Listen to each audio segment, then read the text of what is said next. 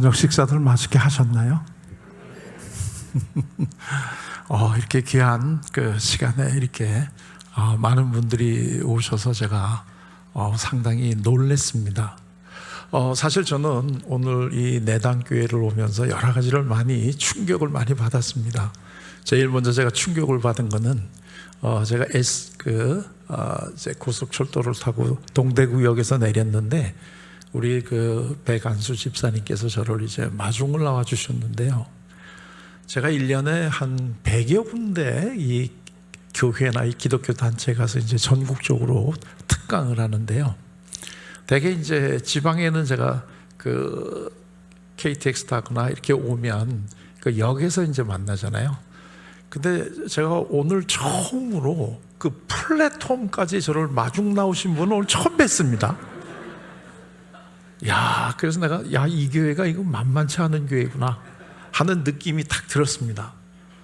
어떻게 이렇게 이 강사를 편하게 대접받는다 하는 이런 느낌이 들게 이렇게 해주시는구나 하고 굉장히 제가 기뻤습니다. 근데 오시면서 이제 여러 가지 제가 좀 심심할까봐 이런 얘기 저런 얘기 해주시는데 저는 제가 그 학교에서 배운 그 이상화야 빼앗긴 들에도 봄은 오는가 하는 시가 있었는데 그게 대구인지 처음 알았습니다. 그 빼앗긴들이. 그리고 또 오시다가 그 동부생각의 그 청라온덕이 여기입니다 뭐 이러면서 알려주시는데요.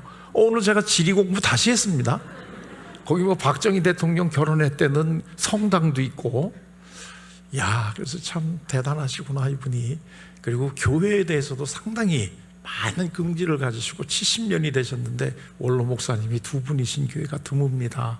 이제 그런 얘기를 하시면서 교회가 아주 그 평안하고 장로님들도 참 좋으시고 그랬더 너무 좋습니다. 이렇게 얘기를 하시더라고요. 진짜 그대로 제가 지금 전하는 겁니다. 그랬는데 진짜 중요한 얘기가 진짜 나왔습니다. 교회가 이제 다 와가지고 입구에 들어올 쯤 되는데 저보고 뭐라고 얘기하느냐 하면 우리 담임 목사님을 뵈면 주눅이 들으실 겁니다 이러는 거예요. 나는 지금까지 강사를 안내하면서 당신 주눅 들 거야 이런 얘기 처음 들어봤습니다.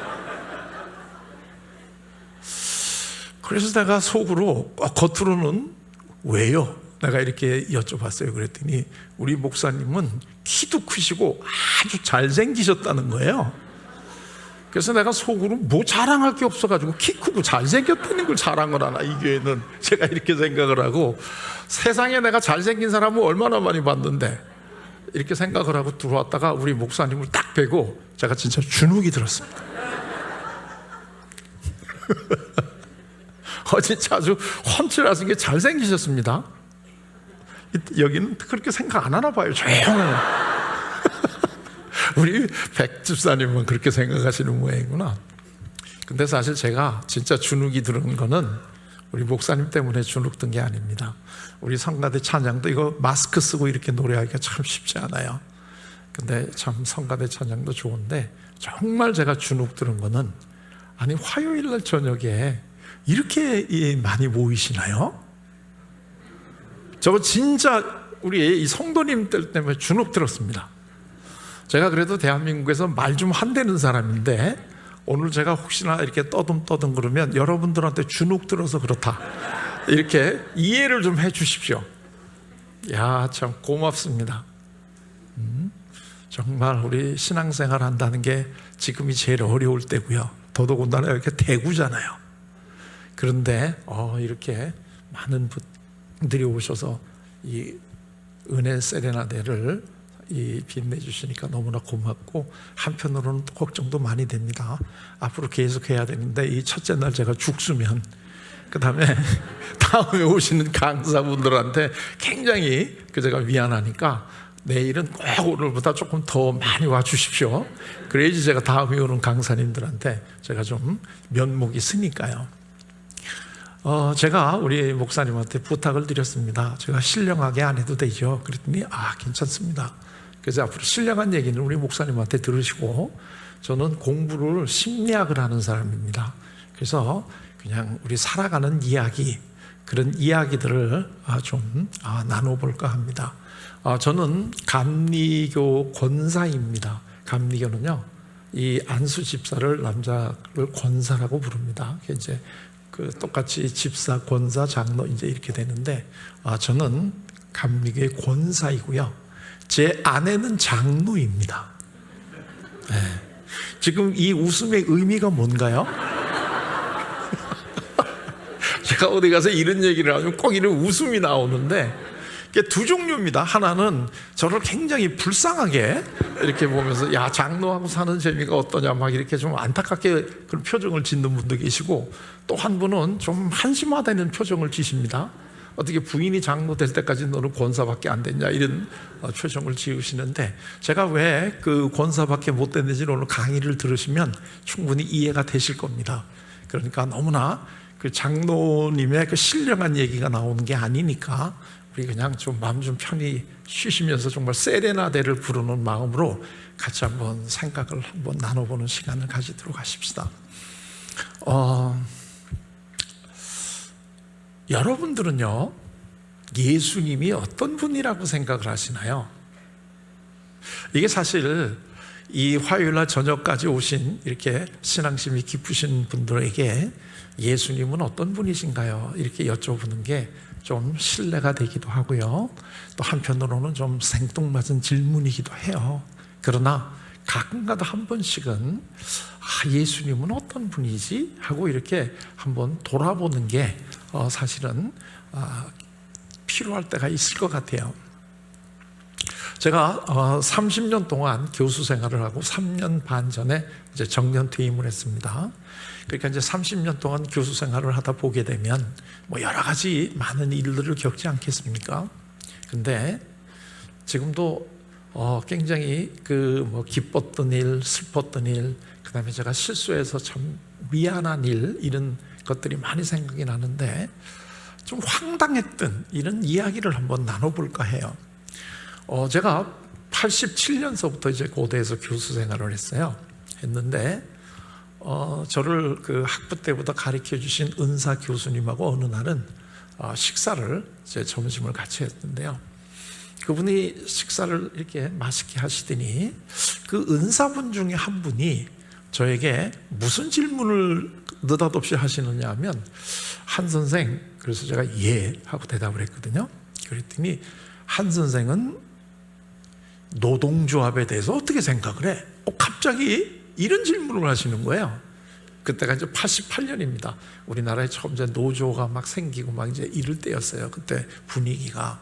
근데 사실 저는 노조나 이런 거에 대해서 깊게 생각을 해본 적이 별로 없어요. 그건 제 전공하고 아주 먼 이러한 것이니까.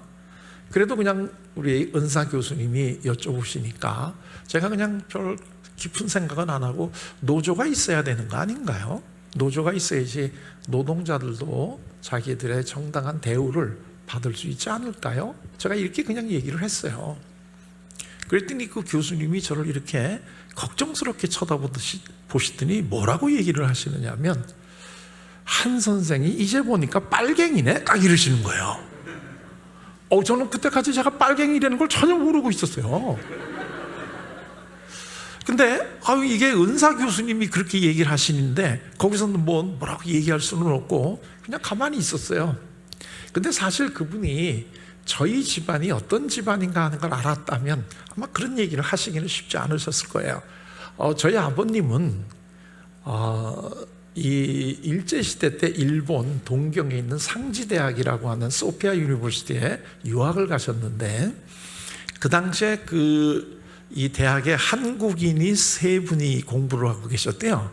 신학부에 김수환 추기경님이 계셨고, 철학과에 지금도 100세가 되셨는데도 강연을 하시는 김영석 교수님이라고 아시나요? 그 김영석 교수님이 철학과에 계셨고, 저희 아버님이 경제학과를 다니셨대요. 그 한국인이요. 그러다가 졸업 때 이제 거의 일제 막바지에 저희 아버님이 학도병으로 끌려서 중국에 가서 이제 전쟁에 참여를 하셨대요.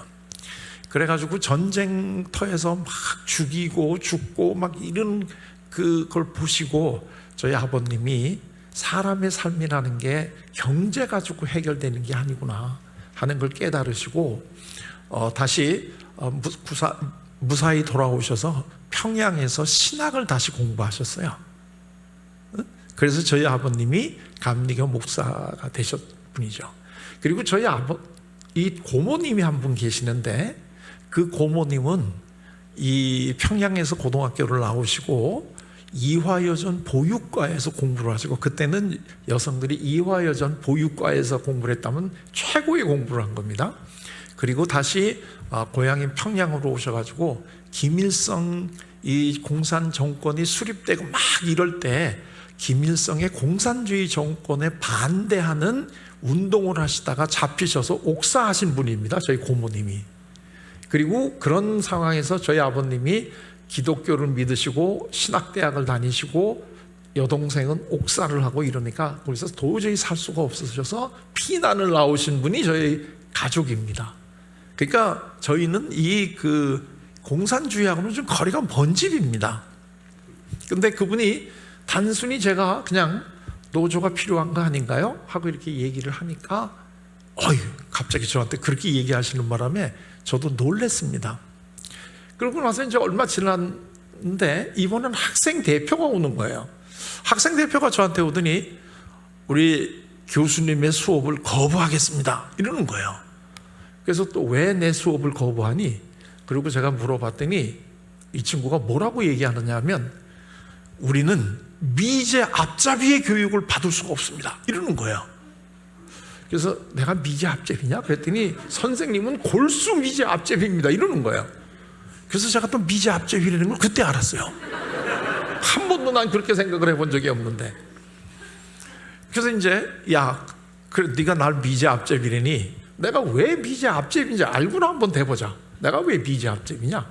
그랬더니요, 미제 앞잡이가 되려면 3가지를 갖추어야 되는데 교수님은 3가지를 다 갖추고 있다는 거예요. 그래서 뭐니 그게? 그랬더니 첫째가 미국에서 공부한 사람.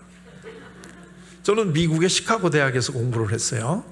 그러니까 미국에서 아무래도 공부를 하다 보니까 미국에서 이제 바다라도 하나 더 얻어먹었으면 아무래도 좀 제가 이 친미적인 이런 성향이 있다고 그 학생들이 봤는지는 모르겠는데요.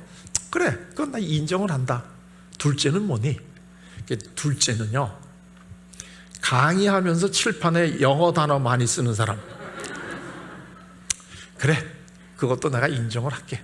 그럼 3번째는 뭐냐? 이게 굉장히 제가 충격이었어요. 이 3번째가 뭔지 아십니까? 이때 이게 80년대 말에 여기 혹시 대학을 다니신 분들은 지금 제 얘기가 뭔가 하는 거를 좀 이해하실 수 있으실 것 같아요. 3번째가 뭐냐면 기독교인. 지금요, 그때 저한테 와가지고 선생님은 미제 앞잡이기 때문에 강의를 안 듣겠습니다라고 얘기했던 그 친구들이 지금 우리나라의 교육계, 사법계, 입법부를 다 쥐고 있는 사람들입니다. 그 사람들의 머릿속에 미제 앞제비의 요건 중에 하나가 기독교인입니다. 지금 왜 이 상황이 혹시 정치적으로 이렇게 돌아가는가 하는 게 좀 이해가 되십니까? 그때 제자들은 지금도 저하고 굉장히 물론 친합니다. 친하지만 그 친구들하고 지금도 얘기하면 생각이 변하지가 않았습니다. 자, 제가 지금 그 얘기를 하려고 여기 온 건 아닙니다. 제가 여기서 지금 이 얘기를 드리는 거는 무슨 이야기를 드리려고 하느냐 하면은 저는 누구일까요? 어떤 사람은 저를 보고 빨갱이라고 그러고 어떤 사람은 저보고 미제 앞잡이라고 그러고 글쎄 나는 누구일까요? 그러나 중요한 것은 저를 어떤 사람이라고 생각하느냐 하는 거에 따라서 저하고 관계를 맺는 양상이 달라지지 않겠습니까? 그래서 제가 오늘 여러분들에게는 예수님은 어떤 분이십니까? 하고 지금 여쭤보는 겁니다. 여러분들이 예수님을 어떤 분이라고 생각하느냐에 따라서 그분과 관계를 맺는 모습이 좀 달라지지 않겠습니까?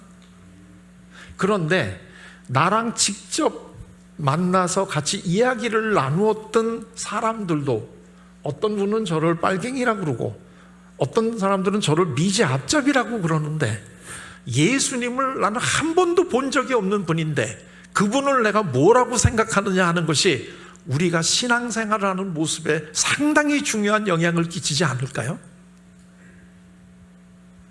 물론 우리가 교회 생활을 오래 하다 보게 되면 우리 목사님이나 또 장로님이나 우리보다 신앙생활을 더 먼저 하신 분들이 예수님은 이런 분이다 라고 이야기를 많이 해주십니다. 그러나 제가 오늘 여쭤보고 싶은 것은 남들이 예수님이 어떤 분이다라고 알려주신 것 말고 여러분들 한 사람 한 사람에게 있어서의 예수님은 어떤 분이십니까? 그게 정확하게 나는 예수님이 이런 분이야 라고 생각하는 거에 따라서 많이 예수님과 관계 맺는 모습이 달라질 거라고 저는 생각이 들어요. 그래서 일반적으로 사람들은 나를 뭐라고 하느냐 할 때 더러는 엘리야라고 그러고 더러는 뭐라고 그럽니다 라고 얘기했더니 예수님이 금방 여쭤보시잖아요. 너는 나를 뭐라고 생각하니? 사람들이 예수님은 이런 분이야 이런 분이야 라고 얘기를 하지만 그게 중요한 게 아니라 너는 예수님을 나를 뭐라고 생각을 하니? 지금 이 질문에 대한 답을 우리가 해야지만 예수님과 내가 인격적으로 만나게 된다는 거예요. 자, 여기 우리 오늘 아주 좋은 찬양을 해주셨는데 가까이 있으니까 제가 여쭤보겠습니다. 여기 지금 결혼 생활을 하신 지가 꽤 많이 되실 분들이 있으실 것 같아요. 결혼하셨죠? 예, 고맙습니다. 안 하신 분이면 큰일 날 뻔했는데 우리 지금 부군께서요 내가 어떤 사람인가 하는 것을 잘 아시는 것 같으세요? 아니면 모르시는 것 같으세요?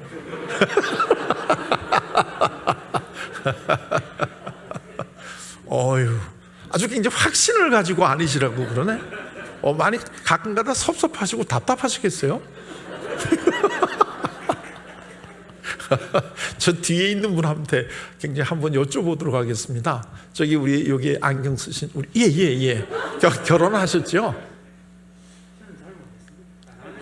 예? 그러니까 미리 그냥 다 이제 고백하시는 거예요?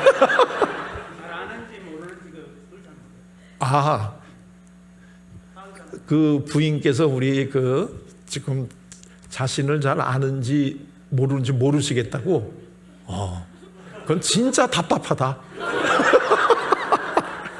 이게 뭐가 알면 알고 모르면 뭐고 뭐 이렇게 답이 나와야지 뭔가가 나오는데 아는지도 모르는지도 모르겠다. 이제 이런 얘기인데요. 그렇죠. 사실 그게 또 솔직한 얘기죠. 미안해요. 이렇게 알쏭달쏭한 질문을 해서. 저는 금년에 결혼한 지가 43년이 됐어요. 그랬더니 많은 분들이 아니 어떻게 그렇게 오래 살았어요? 이러는데 우리 오늘 저녁을 같이 먹은 우리 장로님이 그 비법을 알려주셨어요. 부인이 하라는 대로 하면 된다고. 근데 지금도 제 아내가 가끔 그런 얘기를 해요.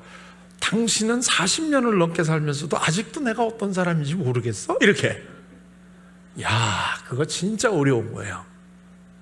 그런데 같이 사는 사람이 어떤 사람인가도 모르는데 예수님이 어떤 분인가 하는 거 이거 우리 쉽게 난 안다 이렇게 얘기하기가 사실은 그렇게 쉽지 않을 것 같아요. 모르겠어요. 저는 그래요. 저는 정말 예수님 당신은 어떤 분이세요? 하고 사실 저는 기도할 때 이런 기도를 자주 해요. 왜냐하면 정말 알쏭달쏭하거든요. 그래서 예수님이 정말 어떤 분이실까? 나는 예수님을 잘 알고 있을까? 그분은 나를 잘 아시고 계실까? 이런 식의 그 의문이 들 때가 저는 가끔 있어요. 자, 그런데 이 우리 성서에 물론 예수님이 어떤 분인가 하는 거에 대해서 많이 나와 있죠. 나와 있는데요. 저는 그 성서에 단편적으로 예수님은 이런 분이다 라고 이야기가 많이 나와 있지만 그것 자체가 예수님이 어떤 분이다 하는 것을 다 알려주고 있다고는 생각을 안 해요. 왜냐하면 인간이 한정되어 있는 이러한 그 존재이기 때문에 그렇게 완벽하게 하나님이신 예수님이 어떤 분이다 이렇게 알려줄 수는 없지 않을까 하는 이런 생각은 해요. 그런데 그래도 이 성경을 보게 되면 한 군데에서 예수님은 이런 분이다라고 제일 구체적으로 얘기를 해주신 분이 제가 보기에는 이사야 선지자님인 것 같아요. 이 이사야 그 선지자님이 이 9장 6절을 보게 되면 앞으로 이제 메시아가 오시는데 그분은 어떤 분이신가 하는 걸 우리에게 알려주시잖아요. 우리 가운데 앞으로 한 아이가 태어나는데 양쪽 어깨는 정사를 메었고 그 다음이 그의 이름은 하면서 이제 그분이 이제 오실 분이 예수님 아니겠어요? 이제 예수님인데 그분은 그 이름이 뭐냐? 첫째가 뭐냐면 기묘자요 모사다. 둘째가 뭐죠? 둘째 지금 제가 알고 있는지 모르는지 보시려고 그러시는 거죠? 저는 전국 각지를 돌아다니면서 얘기를 하기 때문에 이거 알아요. 예, 전능하신 하나님이십니다. 그 다음에가 뭐죠? 영존하시는 아버지요.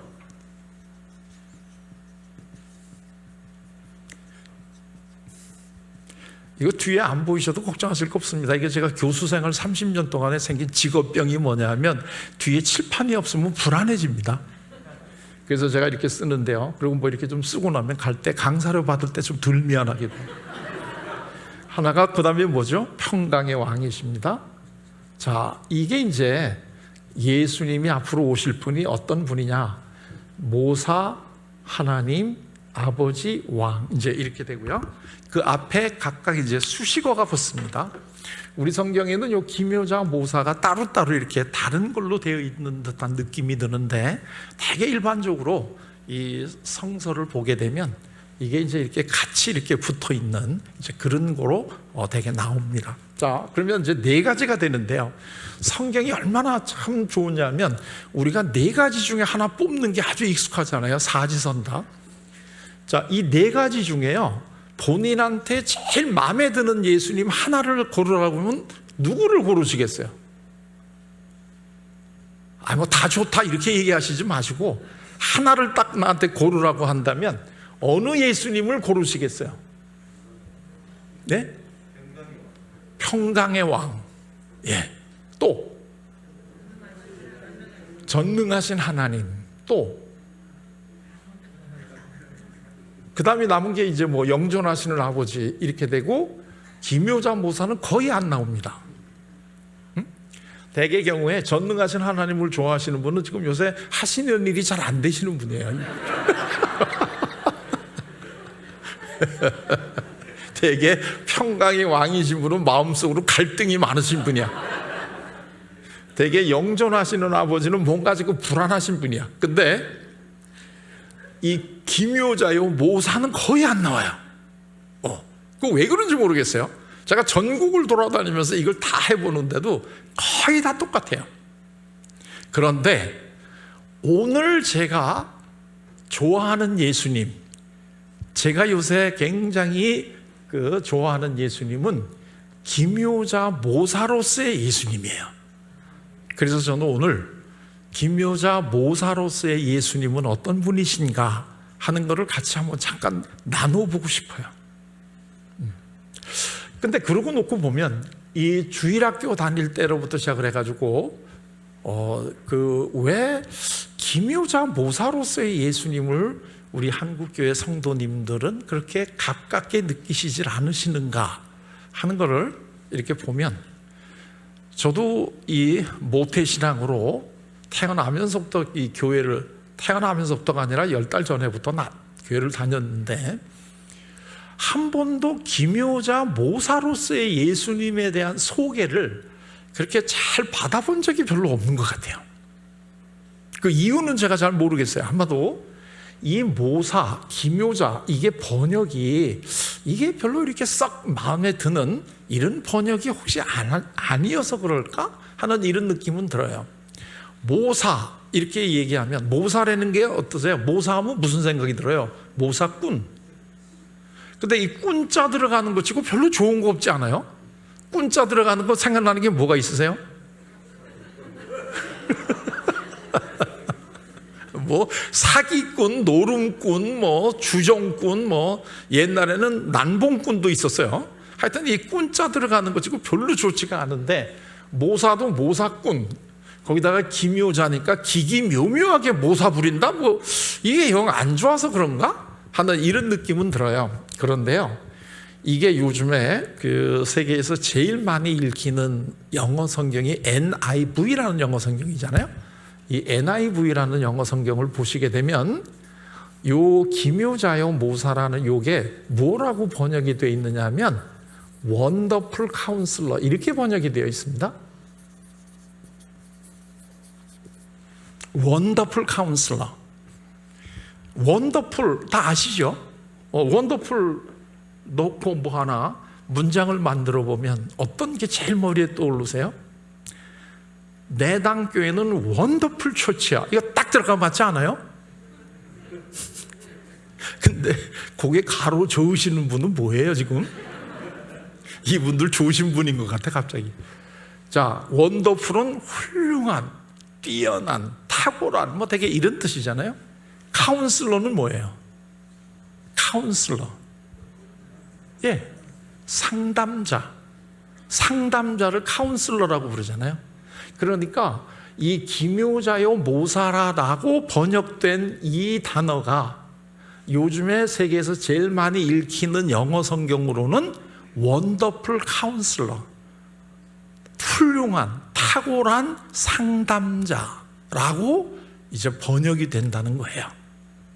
그러면 야, 탁월한 상담자 이렇게 하면 기묘자 모사 요거하고 느낌이 좀 다르지 않아요? 그러니까 이 번역이 이게 이만큼 우리들에게 주는 이 느낌이 그렇게 다른 거예요. 자, 그러면 상담자는 뭐라는 분이 상담자인가요? 예? 그렇죠. 상담자라는 건 고민이 있는 거를 들어주고 그 고민을 해결해 주는, 그러니까 여러분들이 제일 필요한 분 아니에요? 아주 전혀 난 상담자 필요 없는 것 같은 이러한 표정으로 마스크까지 하고 계시니까 그게 속일 줄 알아요?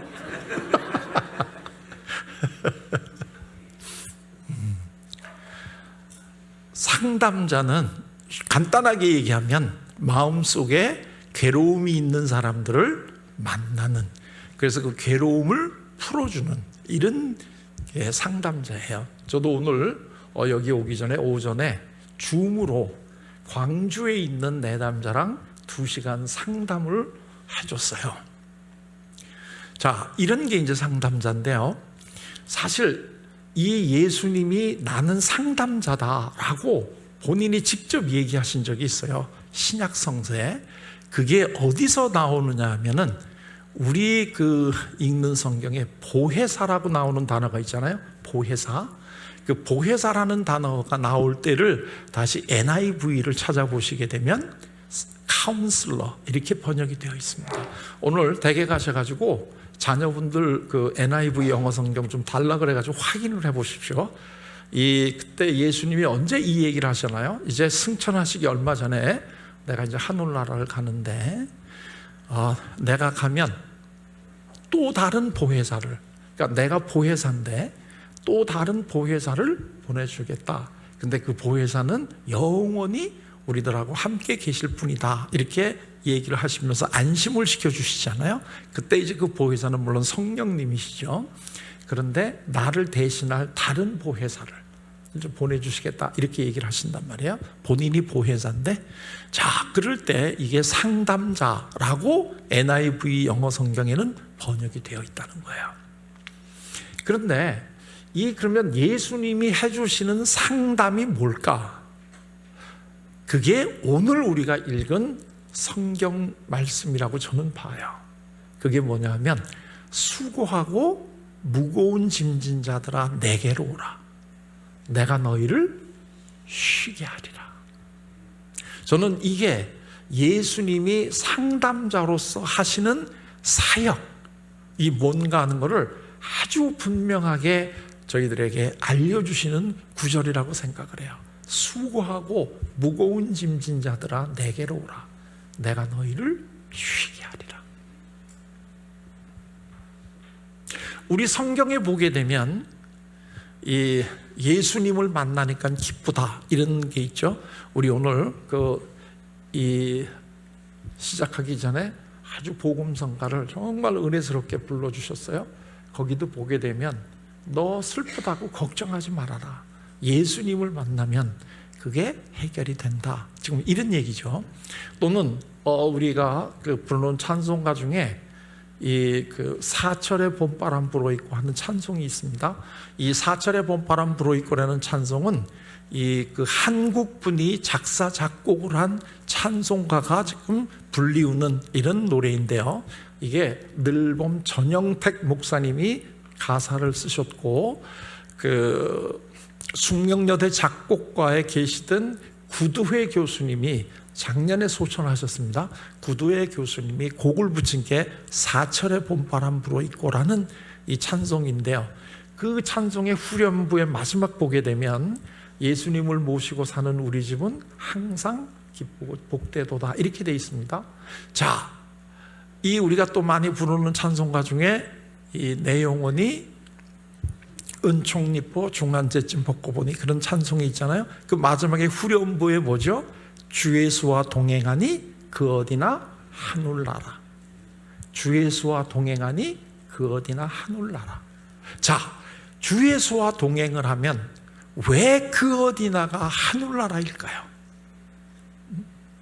주 예수와 주님의 은총을 입고 중한제쯤 벗고 보니 슬픔 많은 이 세상도 천국으로 화도다. 예. 우리가 예수를 믿으면 이 땅에 살면서 우리에게는 근심 걱정이 없나요? 아마 우리도 근심 걱정을 다 가지고 살아갈 거예요. 그런데 왜 우리는 그래도 거기가 천국이 될 수 있어요? 주 예수와 동행하니 그 어디가 하늘나라인데, 그럼 주 예수가 어떤 분이에요? 그분은 원더풀 카운슬러이시기 때문에 우리가 지고 있는 수고하고 무거운 짐을 다 내려놓고 우리가 편안하게 쉴 수 있게 해주신다는 거잖아요 지금. 그래서 이분하고 동행을 하면 그 어디나 하늘나라가 되는 거겠죠. 자, 제가 조금 전에 그 상담이 과연 뭐냐 하는 이야기를 여쭤봤는데요. 근심 걱정을 많이 가지고 있게 되면 우리 마음이 건강해지지가 않을 거예요, 그죠? 한국 사람들이 제일 많이 가지고 있는 마음의 병이 뭐예요? 한국 사람들이 제일 많이 가지고 있는 거? 화병이요. 본인 얘기하니까 굉장히 빨리 나오죠. 미안해요. 제가 자꾸 농담을 하는데 그 표정이 다시는 내가 맨 앞에 안 나와라 뭐 이런 표정. 예, 한국 사람이 제일 많이 가지고 있는 병이 화병이에요. 이 화병이라고 하는 것은 세계적으로요, 이 정신병을 분류하는 DSM이라고 하는 공통의 이 분류 체계가 있는데요. 거기에 화병 이렇게 우리나라 말로 올라 있어요. 화병 이렇게. 그리고 그 설명이 이거는 한국 사람, 한국 문화에서 많이 나타나는 병이다 이렇게 아주 친절하게 설명까지 되어 있어요. 자, 왜 우리나라 사람들한테는 이 화병이 많을까요? 그냥 대답하시는 김에 하나만 더 하시죠. 왜 우리나라 사람들한테 화병이 많을까요? 예? 참으셔서. 병은 이분이 걸렸는데 대답은 저. 그래요. 참으셔서. 그렇죠. 이 화라고 하는 게요, 이게 불화잖아요. 불화. 그러니까 화병이라는 게 어떤 병인가요? 우리 마음이 타들어가는 병이잖아요. 속이 타들어가는 병. 왜냐하면 우리 마음속에 화가 났다는 건 불이 지금 있다는 거잖아요. 그러니까 예를 들면 어머니들이 자녀들이 계속 말썽을 피우면 그런 얘기 하시잖아요. 야 이놈아, 너 때문에 엄마 속이 지금 어떻게 돼요? 타들어가. 왜 타들어가요? 내 속에 지금 뭐가 있어요? 불이. 화가 나니까 불이 있는 거예요. 그러니까 타들어가죠 지금. 얼마나 표현이 정확해요. 내 속이 타들어가요 지금. 화가 나니까, 내 속에 불이 있으니까. 또 옛날에 어머니들은 이런 얘기 또 많이 하셨습니다. 아버지가 오랫동안 속을 썩이시니까 당신 때문에 내 속이 지금 다 썩어 문드러졌는데 내 속을 뒤집어서 보여줄 수만 있다면 지금 어떻게 돼 있어? 응? 이미 숯검댕이가 다 됐어. 이미 시커멓게 재가 됐어. 왜? 다 탔어 이제. 너무 속을 오랫동안 끓였기 때문에 다 탔어요. 이 우리나라 말이 참 이게 알고 보면 참 신통방통합니다. 이 표현을 우리가 자연스럽게 그냥 써서 그렇지 이 안에는 굉장히 중요한 의미들이 들어있어요. 그 얘기는 한국 사람들의 이 마음 속에는 이 불이 많다는 거예요. 그러면 우리나라 사람들만 이 불이 많을까요? 그렇지는 않겠죠. 세상 사람들 다 살면서 불이 많은데 한국 사람들에게는 유독 이 화를 어떻게 푸느냐 하는 것을 가르쳐 주는 데가 없어요. 화도 우리 마음속에서 지금 불이 난 거잖아요. 그런데 우리는 이 밖에 있는 불에 대해서는 굉장히 관심이 많아요.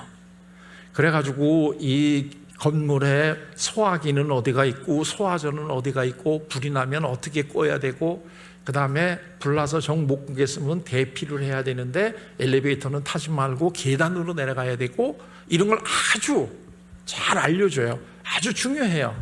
왜냐하면 우리 이 불을 잘못 다루면 우리가 그동안에 애써서 모아뒀던 우리들의 재산이나 또는 목숨까지도 잃을 수가 있는 이게 굉장히 무서운 게 불이잖아요. 그게 당연히 조심해서야 돼요. 그런데 안타까운 거는 뭐냐 하면 밖에 있는 불이 얼마나 무서운가 하는 거는 잘 아시는데 정작 내 마음속에 있는 불도 굉장히 무서운 거라고 하는 걸 몰라요. 그래서 이 불을, 내 마음속에 있는 불을 어떻게 다루어야 되는지를 잘 이거를 우리가 학교에서도 집에서도 어디서 이걸 가르쳐 주는 데가 없어요. 혹시 지금까지 학교 다니시면서 내 마음속에 불이 났을 때 그 불을 어떻게 다루어야 된다 하는 걸 배우신 적이 있으신가요? 별로 없으실 거예요. 이게 그래도 내당교회가 앞서가는 교회니까 저를 오라 그래가지고 지금 이 이야기를 듣게 해주시는 거지. 이거 한평생 내 마음속에 있는 불을 어떻게 끄는지를 안 가르쳐주고 끝나는 데가 많아요. 그리고 기껏 한다는 게 뭐냐면 화내지 마. 화내지 마. 아니 자기가 나를 화나게 해놓고서 나보고 화내지 말래니. 그러니까 진짜 화나죠. 그래 놓고선 기껏 하는 게 뭐냐면 참으래요 자꾸. 참을인자 세 개만 쓰면 살인도 면한다. 그럼요. 이 화가 나면은요 사람을 죽이기까지 해요. 이거는 우리 기독교만큼 잘 알려주는 종교가 없어요. 우리 그 창세기를 보게 되면은요 인간 중에서 제일 먼저 화냈던 사람이 누구예요? 예? 사람 중에서 제일 먼저 화냈던 사람 가인이죠. 가인. 근데 가인이 화가 난 다음에 그 결과는 뭐예요? 자기 동생 죽이잖아요. 그러니까 화가 나면 사람을 죽인다는 것을 이 성경은 인류 최초의 하나님이 직접 만든 아담과 이브가 만든 그 가정에서 나오는 거예요.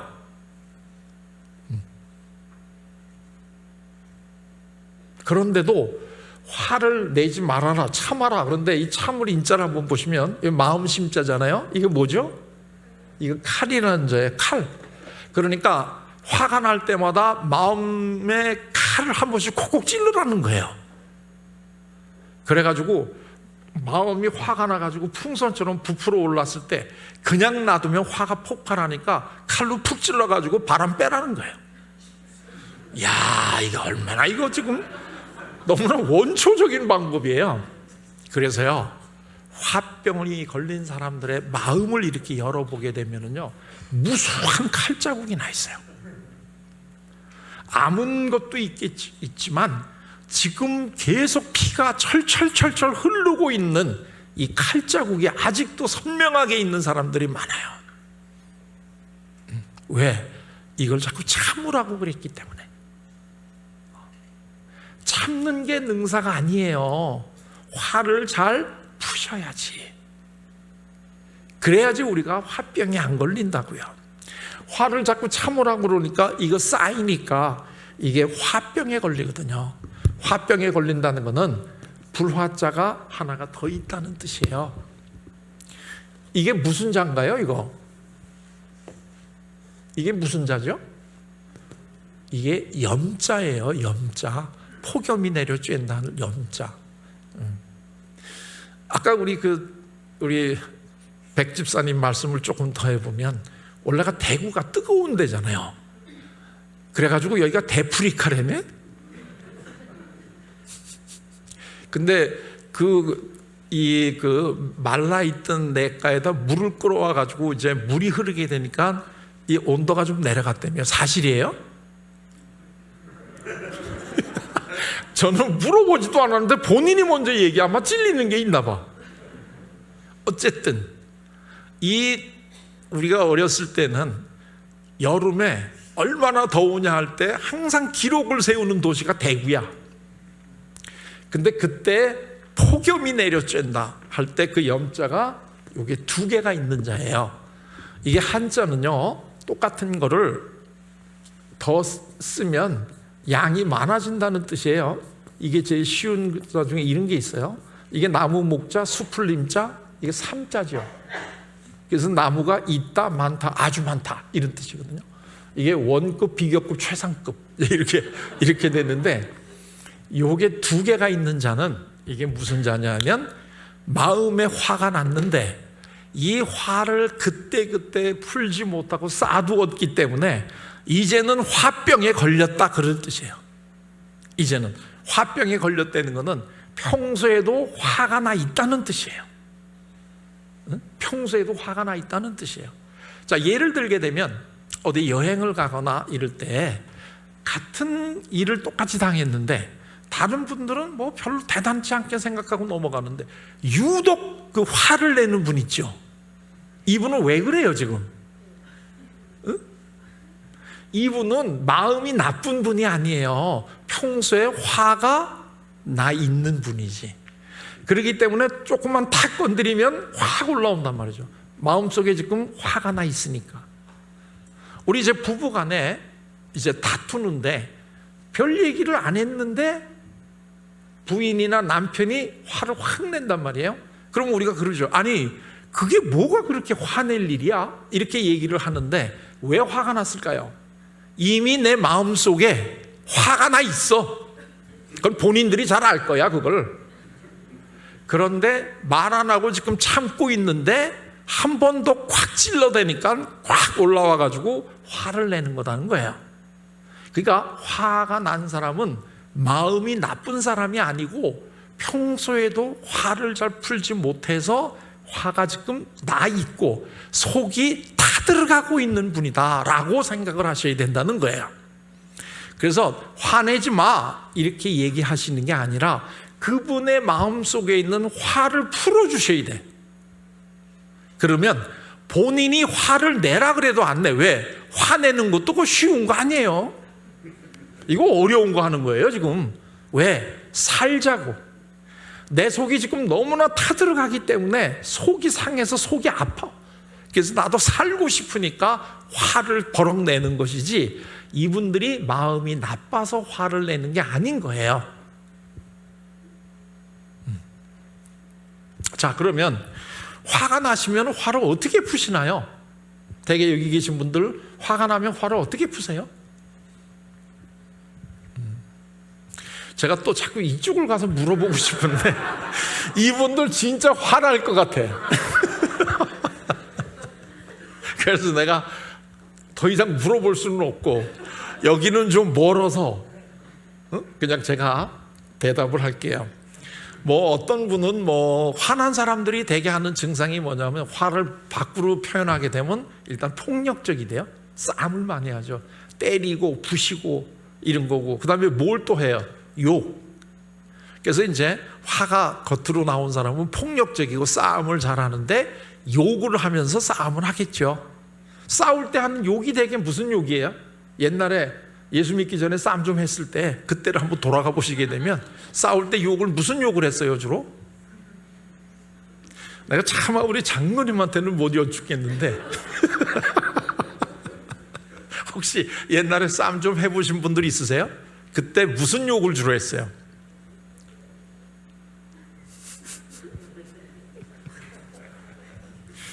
야, 여기 진짜 자기를 속이는 분들 많으시네. 되게 이 화가 났을 때 싸움을 하잖아요. 싸울 때 하는 욕의 가장 기본형이 뭐냐면 죽이겠다는 거야. 너 이 새끼 한 번만 더 걸리면 죽을 줄 알아. 막 이런 거. 아, 이제야 무슨 고개를 이제야 끄덕끄덕 하시면서 옛날에 회상을 하시네. 너 한 번만 더 너 걸리면, 한 번만 더 까불면 너 죽을 줄 알아. 뭐 욕도 하도 많아가지고요. 아주 철학적인 것도 있어요. 아유, 내가 오늘 이놈을 죽이고 개값을 물어, 뭐 이런 욕도 있더라. 저게 무슨 뜻일까? 아까 제가 미리 얘기했어요. 나 신령한 얘기 안 한다고. 우리는 이제 보통 살아가는 이야기를 지금 하고 있는 중이에요. 옛날에는 부모님들도 자녀 키우는 게 많이 힘들고 그러시기 때문에 욕 많이 했어요. 육실하련 뭐 이런 거. 예병할 놈 뭐하고 자빠졌네 뭐 이런 얘기들 많이 있잖아요. 그거 전부 다 죽이겠다는 거예요. 죽음하고 관계는. 왜? 화나면 죽이고 싶거든요. 내가 못 죽이겠으면 어떻게 해요? 다른 힘을 좀 빌어와야 돼. 귀신은 뭐 하나 몰라 이런 새끼 안 잡아. 귀신까지 불러와야 돼. 이게 우리 사람의 마음이에요. 근데 남을 못 죽이겠어 내가. 그럴 때는 어떻게 돼요? 나를 죽여요. 나를. 그게 우리가 우울증이라고 부르는 거예요. 내가 나를 때리니까, 내가 나를 욕을 하니까. 그래서요, 이 우리 마음속에 있는 불도 밖에 있는 불처럼 사람의 목숨을 앗아갈 수 있어요. 그런데요, 밖에 있는 불은 우리가 못 구겠으면 도망이라도 갈 수 있잖아요. 우리 마음속에 있는 불로부터 여기 도망갈 수 있는 분 있으세요? 우리 마음속의 불로는 도망갈 수가 없어요. 그래서 이거는 꾸는 수밖에 없어요. 그래서 화를 어떻게 잘 내고 화를 어떻게 잘 푸는지에 대한 교육이 굉장히 필요로 한데, 이거를 우리는 안 하기 때문에 한국 사람들에게는 유독 화병이 많다는 거예요.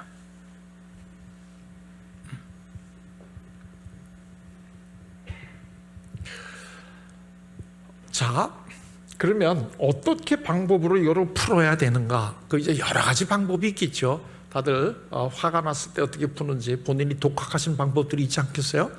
뭐 집어 던진다든가 큰 소리로 욕을 한다든가, 아니면 뭐 어떤 분은 또 뭐 가서 막 백화점에 가서 쇼핑한다는 분도 계시고, 또 어떤 분은 최근에 어떤 분은 화가 나면 빨래를 하신다 그래요. 그리고 어떤 분은 뭐 또 집안 청소를 하신다는 분도 있고, 그 집이 굉장히 깨끗하더라고 보니까.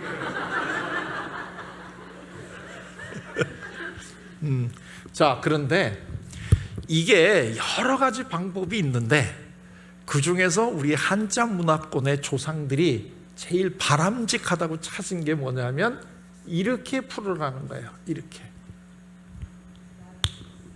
이게 무슨 자죠? 담자. 그러니까 담자는요, 말씀 원자에다가 불화자가 두 개 있는 염자. 그러니까 불이 났을 때는 뭘로 풀으라는 거예요? 말로 풀으라는 거예요. 말로. 말로 풀라는 거예요. 우리 지나가다가 그 애들이 싸우면 어른들이 말리면서 그러잖아요. 얘들아, 싸우지 말고 말로 해. 말로. 싸우지 말고 말로 해. 또는 우리 딸이 학교 갔다 와가지고 얼굴에 막 화난 표정을 짓고 자기 방에 들어가서 문을 걸고 안 나와. 그럴 때는 되게 또 어머니가 뭐라고 얘기해요? 그렇죠. 야, 나와서 속 시원히 말 좀 해라. 말을 해야지 속이 시원해진단다. 말을 해서 속이 시원해진다는 건 속에 있는 뭐가 지금 이렇게 꺼졌다는 거예요? 화가. 그러니까 말을 해라. 그래야지 속이 시원해진단다. 이렇게 되는 거죠. 자, 그런데 그래서 우리 주위에 보게 되면은요, 혼자서 너무나 답답하면 말로 혼잣말하고 다니는 분들 있지 않아요? 이런 분들 중에 특히 여자분들 많지 않아요? 그 왜 그래요? 여자들이 더 말을 못해서 이 속에 화병이 더 많으니까 그냥 놔두면 안 될 것 같으니까 이거를 갖다가 혼자서라도 이거를 해야 되는 거예요. 전에 우리 어렸을 때는요, 마을에 가끔 가다가 혼자서 중얼중얼하고 돌아다니는 여자들이 가끔 방문을 했어요. 머리를 산발을 하고 옷도 남루하게 입고요. 그러면 그 당시에 동네 꼬마들이 심심했는데 잘 됐다 그래가지고 우리 동네 뭐 왔다 이러고 가라 그러고 돌 던지고 막 이제 이랬어요. 그러면 꼬마들이 뭐라고 그러는데도 말도 못하고 이렇게 이 다른 마을로 이렇게 도망가고 그러던 여자들이 있었어요. 한 번은 제가 앞장서 가지고 그런 여자들을 내쫓고 의기양양해서 집으로 돌아왔어요. 왜냐하면 이제 저녁을 먹을 때가 됐으니까. 그래서 어머니한테 저녁 달라고 어머니가 계시는 부엌에 문을 열었는데 제가 깜짝 놀랐어요. 어머니가요, 혼자서 저녁 준비를 하시면서 중얼중얼 하고 계시는 거예요. 내가 그런 분을 지금 쫓고 왔는데. 그래서 제가 너무나 놀랐어요. 너무나 놀래가지고 엄마 미쳤어? 왜 혼자서 중얼중얼해? 그랬더니 그때 제 어머니가 저한테 해주셨던 말씀이 지금 와서 돌아보니까 제 직업을 결정을 했어요. 그때 저희 어머니가 저보고 뭐라고 얘기를 하셨냐면 내가 안 미치려고 이러지. 아주 격하게 공감들 하시네. 내가 안 미치려고 이러지. 그러니까 너무나 우리가 속에서 화가 나가지고 더 이상 어떻게 할 수가 없으면 혼자서라도 얘기를 해야지만 안 미치는 거예요. 그래서 이거를 혼자 하는 것보다는 어떻게 해야 돼요? 같이 얘기를 해줘야 되죠. 그래서 이 앞에다가 한자가 이렇게 붙어요. 이게 뭐죠? 이게 서로 상자 담자예요. 그러니까 상담이라는 게 무슨 뜻이에요? 요거는 서로 상자, 요거는 담자. 그러니까 상담의 원래 뜻은 무슨 뭐 복잡하게 뭐 여러 가지 상담이란 뭐냐 하는 게 많이 상담 교과서들에 나와 있는데요. 아주 심플한 건 그거예요. 서로 상대방의 마음속에 있는 화를 말로 풀어주려는 거예요. 이게 상담이에요. 이게 서로 상대방의 마음속에 있는 화를 말로 풀어주려는 거예요. 이게 상담이에요. 이게.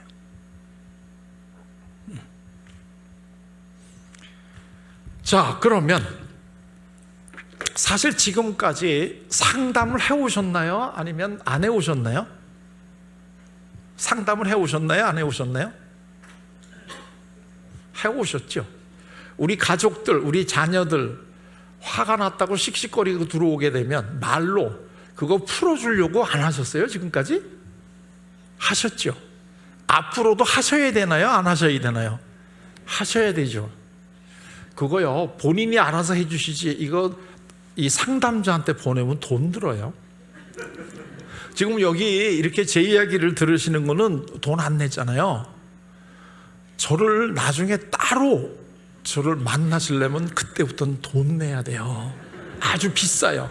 제가 우리나라에서 제일 비싸게 받는 사람이에요. 그래도 여러 사람들이 싼 데 가래도 꼭 저하고 하겠다고 그래요. 그래서 저는 값을 막 올려요. 그래도 오는데. 그러니까 오늘 여기서 제가 하는 방법을 알려드릴 테니까 저한테까지 오시지 마시고 그냥 다 해결하시라고, 서로. 왜냐하면 이 방법이 서로 상대방의 마음속에 있는 화를 풀어주는 거예요. 그런데 우리가 상담을 한다고 했는데 결과가 우리가 원했던 대로 안 되는 게 있어요. 우리는 화를 풀어주려고 대화를 했는데 우리랑 대화를 하다가 화가 더 나. 이런 걸 뭐라고 그래요? 불난데 부채질한다, 이렇게 부르는 거예요. 너 그렇지 않으면 내가 지금 불났어, 속에. 근데 너는 지금 내 불을 꺼주는 게 아니라 오히려 부채질하냐? 이러는 거죠. 요거를 갖다가 조금 더 우리가 전문적인 용어로 쓰게 되면 염장 질른다, 이렇게 부르는 거예요.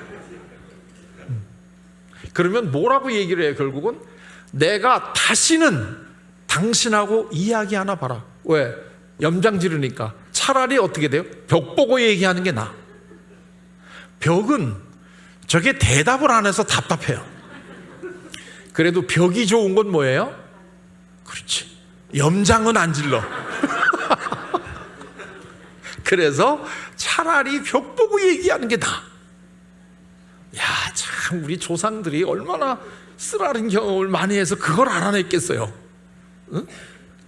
그래서 이제부터 우리가 해야 될 거가, 우리는 서로 내가 제일 아끼는 우리 가족, 또 우리 같은 교회의 우리 가족들에게 좋은 상담자가 서로 돼주셔서 화가 났을 때 그 화를 말로 풀어주시는 거다, 이거야.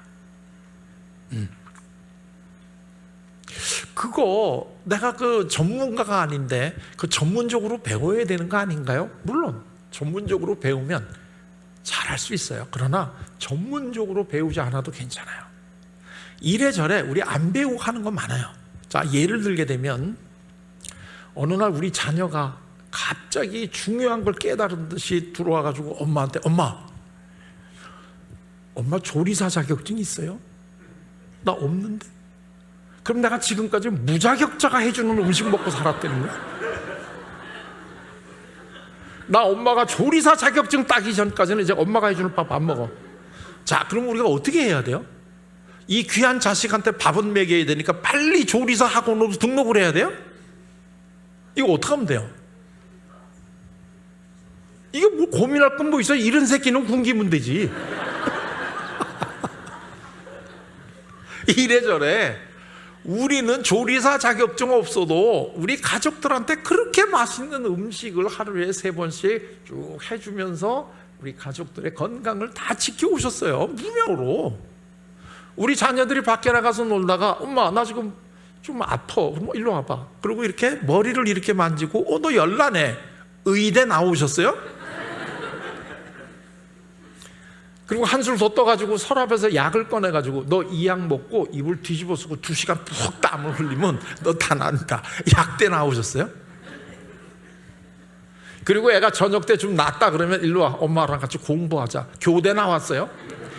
이래저래요. 우리가 사실은 하는 아주 중요한 활동은 다 무면허야. 이제 맘 좀 놓이세요? 아주 정말 무면허로 훌륭한 상담자 아시는 분 있지 않아요? 예수님. 그분이 어디 가서 공부를 해서 무슨 자격증을 땄어요? 그래도 그분은 원더풀 카운슬러이신 거예요. 자격증이라는 거는 가게 차리고 돈 벌을 때나 필요한 거지, 우리가 일상적으로 해주는데 뭐가 자격증이 필요해요? 더더군다나 우리에게는 아주 배우기 쉬워요. 왜? 우리에게는 원더풀 카운슬러가 우리에게 상담은 이런 거다 하는 거를 보여주시고 계시거든요. 이 상담이라는 거는 우리 한자로 쓰게 되면 화를 이거를 말로 풀어주는 건데, 이게 우리가 성서에 나와 있는 표현대로 하게 되면 수고하고 무거운 짐을 지고 화가 난 사람들아 내게로 오라. 내가 그 화를 다 풀고 너희들 마음 편하게 쉬게 해줄게. 자, 이분이 우리들의 화를 다 풀어주시는데, 이분이 원더풀 카운슬러이시니까 우리가 그분이 하는 대로 따라하면 되잖아요. 우리가 예수님을 구주로 우리가 믿고 고백하는 것 플러스 또 하나 우리가 해야 되는 게 예수님처럼 살아야 되잖아요. 그러면 이 네 가지 중에 그나마 우리가 예수님처럼 할 수 있는 거는 이거 하나밖에 더 있어요? 우리가 무슨 전능하신 하나님 흉내를 낼 수가 있어요? 아니면 영존할 수가 있어요? 그나마 우리가 할 수 있는 거는 상담자 역할은 원더풀하지는 않지만 그래도 할 수 있진 않아요? 그럼 우리가 예수님을 따라가는 삶이라는 건 이 삶을 해주면 되는 거 아니에요?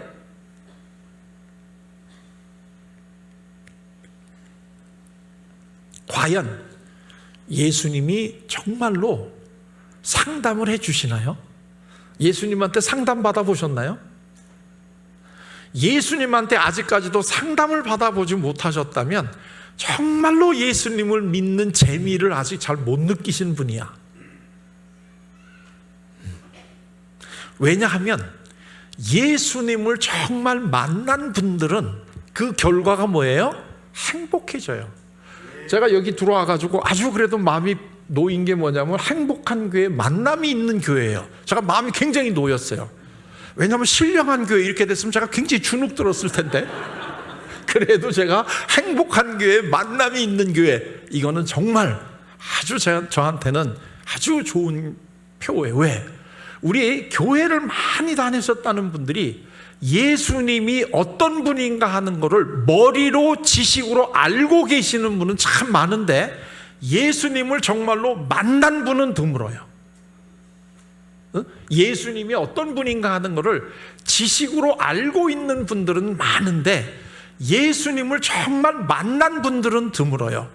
그럼 우리가 뭘 보고 알 수 있느냐? 예수님을 만난 분들은 마음이 행복해져요. 예수님이 어떤 분이다 하는 것을 머리로만 알고 있는 분들은 행복해지지가 않아. 알고 있는 거하고 만나는 거하고는 다릅니다.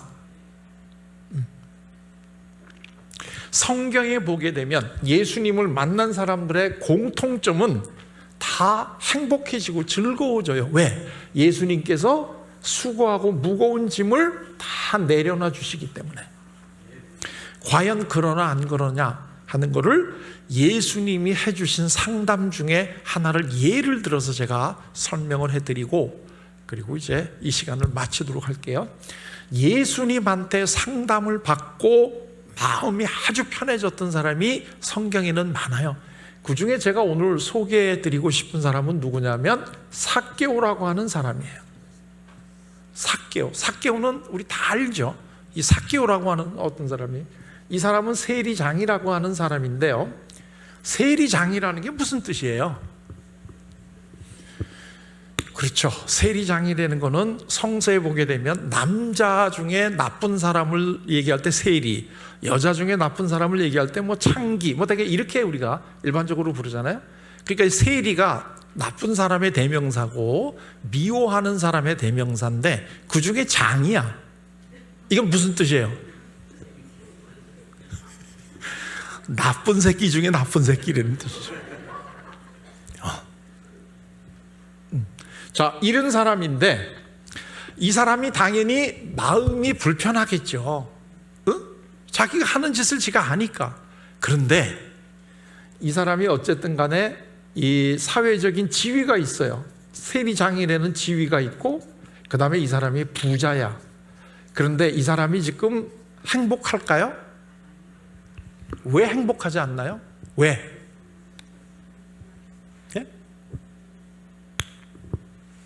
마스크 쓰고 계신 게 진짜 다행이다. 뭔가 답을 하시는데 안 들려. 아주 바람직한 관계죠, 그게. 자, 왜 마음이 사회적인 지위도 있고 부자도 있고 우리 자식들한테 이거 가지게 해주려고 그렇게 노력하지 않으세요? 사회적으로 번듯한 지위가 있고 돈 있고 우리 자녀들한테 이거 지금 하시려고 많은 부모들이 전부 다 본인이 희생하면서 학원 보내고 다 이거 하고 계시지 않나요, 지금? 근데 삭개오는 이 두 개가 다 있는데 행복하지 않아요. 왜? 이걸 너무 신령하게 대답을 하시지 마시고, 이게 왜 그러냐면 이게 왕따 당하고 있어요. 왕따 당하고 있어요. 그래서 굉장히 외롭고 나가기만 하면 사람들이 욕을 하고, 야, 저 새끼 안 죽고 또 나왔네? 이러면서 아무도 그 집에 오지도 않고 다들 뒤에서 욕하고 수군수군하고 이 왕따를 당하고 있어요. 그래서 이 사람은 지위도 있고 돈도 있는데 행복하진 않아요.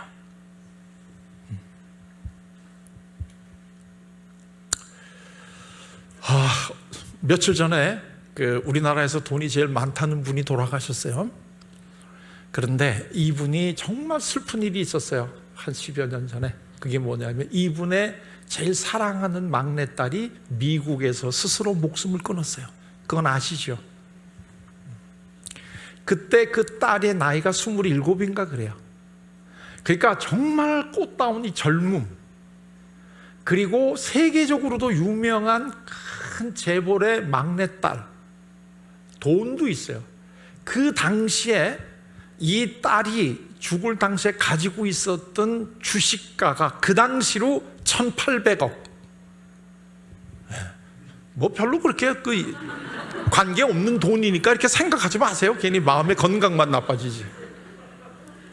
자, 지위도 있고 돈도 있고 젊음도 있고, 그런데도요, 머나먼 이국 땅에서 스스로 목숨을 끊는 것을 막을 수는 없는 거예요.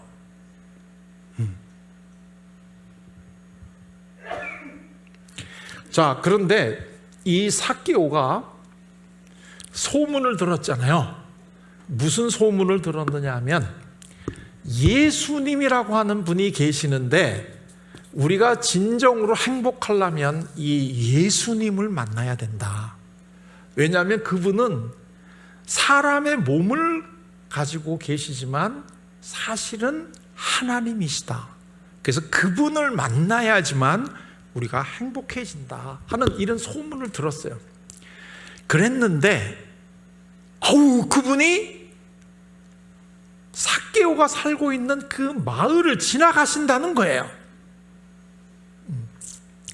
여기 성지순례를 다녀오신 분들은 아시겠죠? 거기 꼭 들으니까요. 아주 유명한 이 삭개오의 우리 어렸을 땐 뽕나무라 그랬는데 지금은 뭐 돌무화과 나무라 그러는데 그 나무가 무슨 종류인가 중요하지 않아요. 가보게 되면 정말 길가에 그냥 뭐 하나 있는 거, 그거 가지고 이 돈 버는 거 보면 참 예수님이 큰일 하고 계시잖아요. 그런데 삭개오가 예수님이 오신다고 하는 그 시간에 나갔어요. 나갔는데 마을 사람들이 다 나와가지고 삭개오는 예수님을 뵐 수가 없어. 왜요? 키가 작아요. 키가 작아. 이 성경에 예수님이 만났던 사람들 중에 그 신체적인 조건을 우리에게 알려준 거는 유일하게 삭개오밖에 없어요. 키가 작다는 거. 그러니까 이 삭개오의 이 이야기를 우리가 이해하려면 삭개오가 키가 굉장히 작았다는 게 굉장히 중요해요. 근데 여기서 지금 그걸 다 얘기하기는 굉장히 힘들고요. 하여튼 키가 작아서 예수님을 뵐 수가 없어요. 이미 마을 사람들이 다 나와 있어. 예수님을 뵈려고. 마을 사람들이 다 나와 있다는 게 무슨 뜻이에요? 마을 사람들 모두가 다 불행하다는 얘기지. 그래서 예수님을 한번 만나보면 내가 행복해진다 그러니까 도대체 어떤 분인가 한번 봐야 되겠다, 이런 생각을 가지고 있었어요. 그래서 삭개오도 나갔는데 나갈 때 무슨 생각을 나갔냐면 예수님이 어떤 사람인가 한번 알아보려고 도대체가 어떤 사람인데 그 사람을 만나야 내가 행복해진다고 그런지 한번 나가봤더니 다 왔단 말이죠. 그래서 할 수 없어가지고 궁여지책으로 한 게 옆에 있는 나무에 올라갔어요. 그래서 저기 보니까 저기서 예수님이 지금 오고 계셔요. 자, 예수님이 점점 가까이 오시는데 딱 봐도 벌써 예수님이야. 그리고 그 뒤에 12 제자가 따라오고 있고요. 그 뒤에는 전 동네에서 예수님을 따라오는 무리들이 지금 이렇게 오고 있어요. 삭개오는 지금 점점 가까이 오는 예수님을 보면서 어떤 마음이 들었을까요? 어떤 마음이? 저는 제 나름대로 성경을 읽는 법이 있는데요. 그 중에 하나가, 예를 들면 삭개오의 이야기가 성경에 나오면 제가 삭개오가 된 것 같은 생각을 해봐요. 그리고 제가 지금 예수님을 뵈기 위해서 궁여지책으로 나무에 올라갔는데 저기서 예수님이 지금 오고 계셔요. 그럴 때 나의 마음은 어떨까? 이렇게 한번 그 사건에다가 저를 갖다가 이렇게 대입을 해놓고 보면 그게 단순히 삭개오의 이 이야기가 2000년 전에 그냥 나하고 관계없는 어떤 곳에서 일어난 사건이 아니라 바로 지금 내가 오늘 겪고 있는 일 같이 느껴져요. 그래서 저는 그 성경에 나오는 이 에피소드들에게 항상 저를 한번 대입을 시켜봐요. 그러고 보면 삭개오가 아마 한편으로는 두렵기도 하고 사람들한테도 욕먹는데 예수님이 넌 마 거기 왜 올라가서 니까지 이렇게 날 보려고 올라가 있는 거야? 이거 똑바로 살아 마. 이렇게 야단을 치실지도 모르니까 두렵기도 하고요. 아니면 자기가 올라가 있는 것을 모르고 그냥 지나치실 수도 있고, 만에 하나 언감생심 예수님이 지나가다가 한번 눈길을 주시고 한번 웃어서 주실 수도 있을 것 같고, 여러 가지 아마 마음이 지금 감정이 오고 가고 할 것 같아요. 자, 그랬는데요, 이 예수님이 삭개오가 있는 나무 밑으로 오신 거예요. 이 예수님이 가는 길 가운데 있지는 않겠죠, 나무가. 그러니까 이 길 옆에 당연히 있을 텐데 예수님이 길로 이렇게 가시다가 삭개오가 있는 이 나무 밑으로 오신 거예요. 오셔가지고 삭개오하고 대화를 하시는 거예요. 이 예수님이 뭐라고 삭개오하고 대화를 하셨나요? 예. 제일 먼저 하신 말씀이 삭개오야 하고 이름을 불러주셨어요. 삭개오야 하고 이름을 불러주셨어요. 이 신약 성서를 보게 되면 예수님이 지나가다가 처음 만난 사람의 이름을 불러주는 것은 삭개오가 유일무이해. 지나가다가 처음 본 사람의 이름을 불러주는 것은 삭개오밖에 없어요. 성경을 보시게 되면. 이번 기회에 제 얘기가 거짓말인가 아닌가 한번 확인해 보시겠어요? 성경 한번 다시 보시죠. 이 사복음서.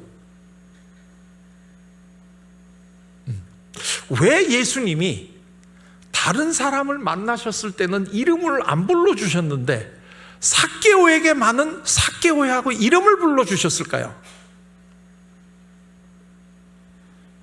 예, 너무 그 안 좋은 머리로 알아내려고 애쓰지 마세요.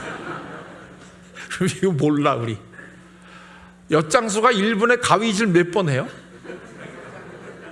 그 엿장수 마음대로야. 이거 예수님의 마음이니까 우리 몰라. 성경에 안 써 있어요.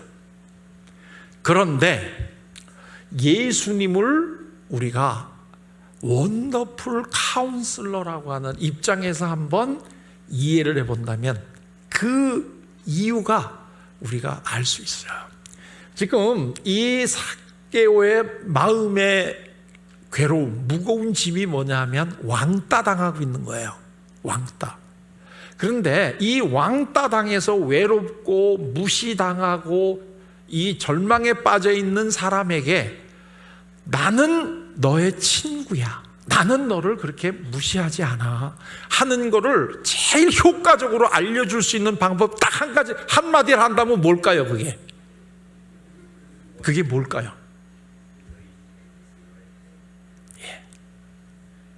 그게 이름을 불러주는 거예요. 이름을 불러주는 거예요. 이름을 불러주는 거예요. 제가 방학 동안이 되면 집단 상담이라는 걸 해요. 그래서 이제 한 몇십 명이 가면 10명 정도 내외가 이렇게 이제 조를 짜가지고 3박 4일 동안 자기 마음속에 있는 거를 다 이렇게 털어내고 그동안에 가지고 있었던 화를 다 풀고 마음이 가벼워지는 이제 이런 작업을 하는데 한 번은 한 50여 명 정도 되는 사람들하고 같이 이제 3박 4일을 하기 위해서 이제 지방에 내려갔어요. 이제 저녁 때가 됐는데 그 50명 중에 한 조원이 나이가 30이 된 결혼한 중학교 여자 선생님이 이제 같이 왔어요. 근데 저녁을 먹으려고 식당에 갔더니 저보고 선생님 제 이름 아세요? 이렇게 물어보는 거예요. 한 50명이 왔으니까 아마 제가 자기 이름을 모를 거라고 생각을 했나 봐요. 그래서 알지, 내가 네 이름 알지 그랬더니 제 이름이 뭐예요? 하고 그러니까 확인까지 해보는 거예요. 그래서 너 영자 아니냐? 물론 영자는 아니지만 이렇게 얘기했던 거예요. 너 영자 아니냐? 그랬더니요, 제가 자기 이름을 알고 있다고 그렇게 기뻐하는 거예요. 근데 왜 예수님이 이적을 하고 마을에 가서 알리지 말라고 그랬는지 내가 그때 그걸 잘 몰랐는데요, 그 다음날 아침이 됐는데요, 식사를 하려고 식당에 갔는데 한 10명이 다 나한테 와가지고 자기 이름 뭔가 다 물어보는 거예요. 그러니까 이 여선생이 내가 자기 이름을 안다는 게 너무 기뻐가지고 숙소에 가서 자랑을 한 거예요. 그랬더니 한 10명이 와가지고 자기 이름이 뭔지 다 물어보는 거예요. 야, 내가 그때 내가 네 이름 안 되는 걸 가서 알리지 말아라 이랬어야 되는데. 근데요, 하나님이 저를 참 사랑하시는구나 하는 걸 제가 그때 알았어요. 내가 이름 알고 있는 사람만 왔어.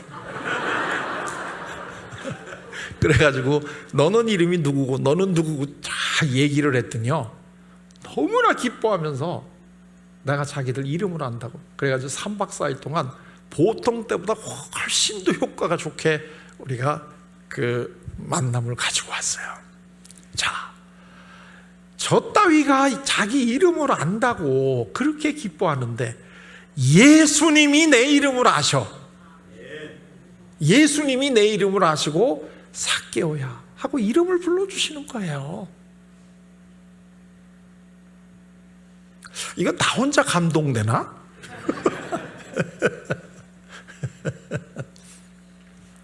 아직 감동이 안 되는 분이 몇 분 계시기 때문에 제가 2000년이 지난 후에 한국의 한 시인이 이름을 불러준다는 게 얼마나 중요한 건가 하는 걸 아름답게 쓴 시가 있어요. 무슨 시죠? 김춘수 시인의 꽃이라는 시예요. 꽃. 내가 그의 이름을 불러주기 전에는 그는 뭐예요? 단지 하나의 몸짓에 지나지 않아요. 내가 이름을 불러주면 그는 나에게 와서 뭐가 돼요? 꽃이 돼요.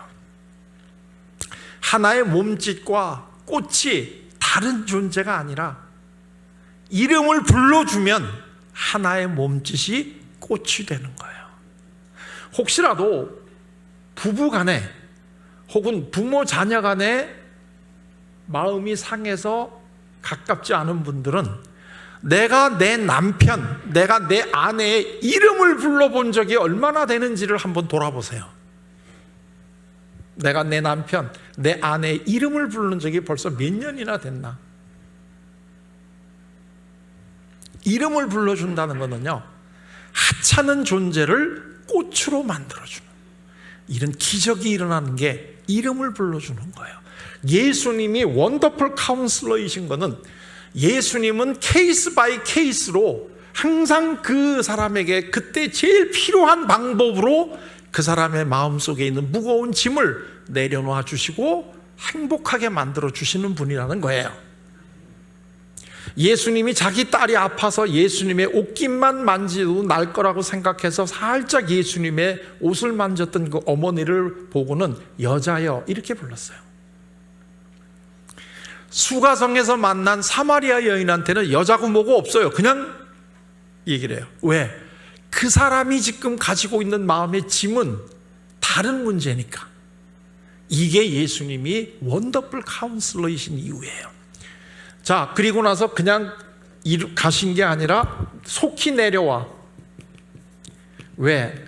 내가 오늘 너희 집에서 하룻밤 자고 갈게. 야, 이게요, 이 집이, 삭개오의 집이 어떤 집이에요? 아무도 안 오는 집이야. 나쁜 놈이라고 동네 사람들이 아무도 안 오는 집인데 예수님이 오늘 너희 집에서 내가 자고 간다는 거야. 와, 참 예수님 대단하신 분 아니에요? 나는 이런 예수님이 너무나 좋아요. 응? 자, 그랬더니 삭개오가 그 얘기를 듣고 속히 내려와서 예수님을 모시고 집에를 가요. 집에를 가는데 어떤 마음으로 집에를 예수님을 모시고 가요? 이 대목이 저는 굉장히 좋은 대목이에요. 그게 뭐냐면 즐거워하며,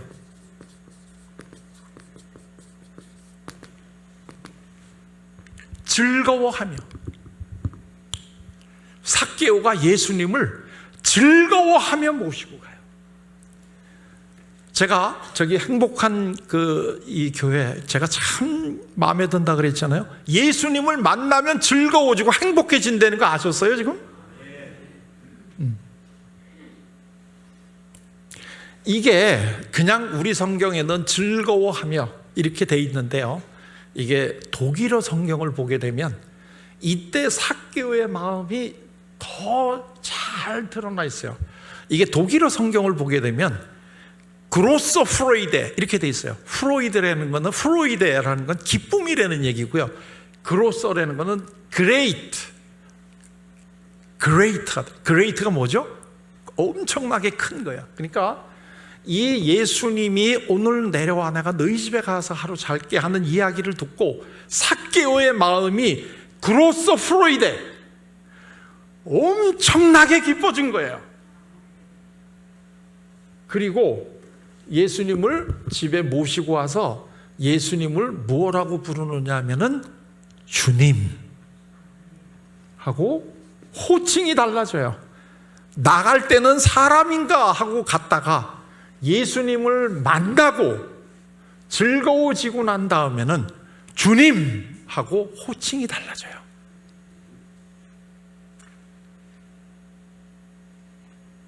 그리고 아주 유명한 얘기를 하죠. 제가 재산의 반을 가난한 사람한테 주겠습니다.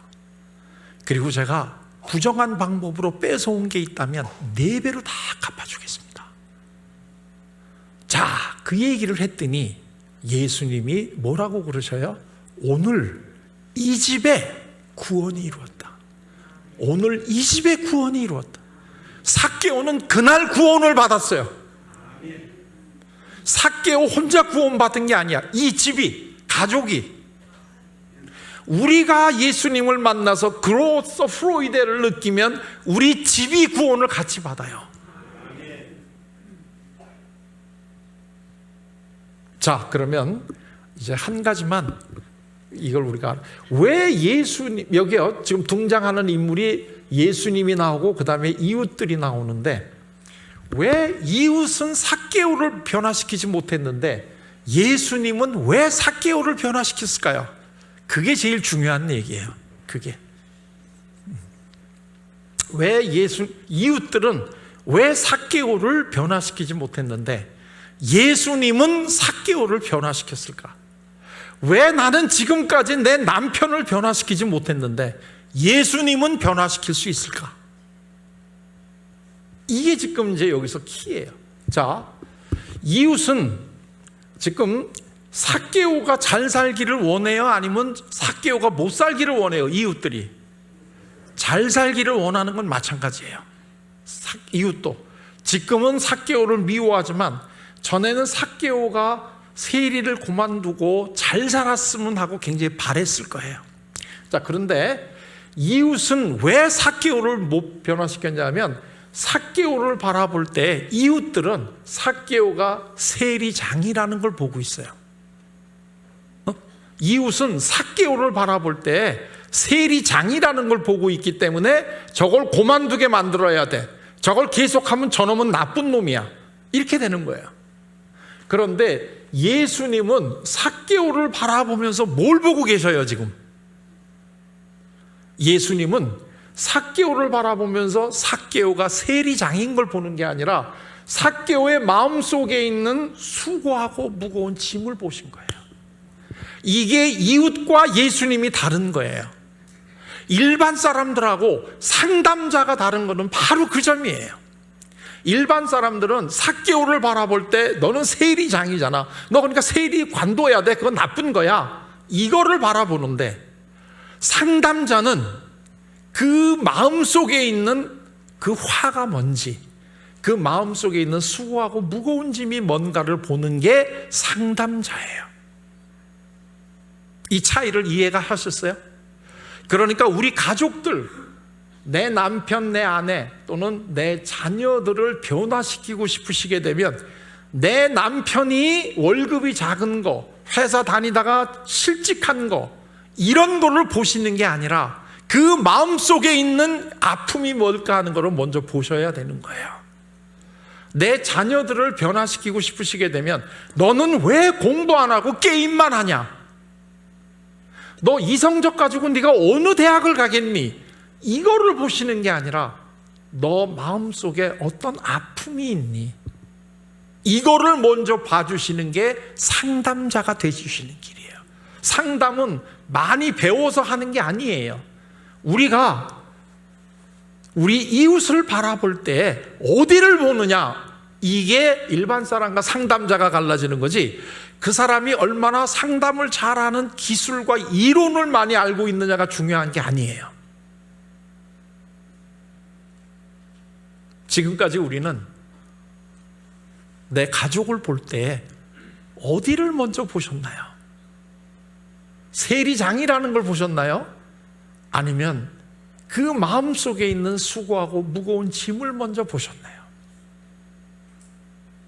예수님이 원더풀 카운슬러이신 거는 예수님한테는 내 앞에 있는 이 사람이 세리장인지 창년지 그게 하등의 의미가 없다는 거예요. 그래서 사람들이 결혼을 5번씩이나 하고 지금 또 남자하고 동거하고 있는 그 여성도 예수님하고 만나서 변했어요. 이 여자가 변하는 바람에 그 온 마을이 다 같이 예수님을 모시고 가서 변화가 일어났어요. 이게 예수님의 마음을 품고 살아가는 우리들의 모습이 되면 이 내단교회를 중심으로 온 대구뿐만 아니라 한국, 전 세계가 다 그로서 프루이데 정말 너무나 엄청난 기쁨을 느끼는 그러한 교회가 될 수 있겠죠. 지금도 그런 일을 하고 있다고 생각을 해요. 우리 목사님, 장로님들 얼굴을 뵙고 제가 참 고마웠던 거는 얼굴이 참 편하셔요. 이게 참 저는 좋은데 앞으로도 계속 그 중요한 예수님이 맡기신 사역을 잘 감당해 나가시는 귀한 교회가 되시기를 바랍니다. 자, 제 얘기는 이걸로 마치도록 하겠습니다. 고맙습니다.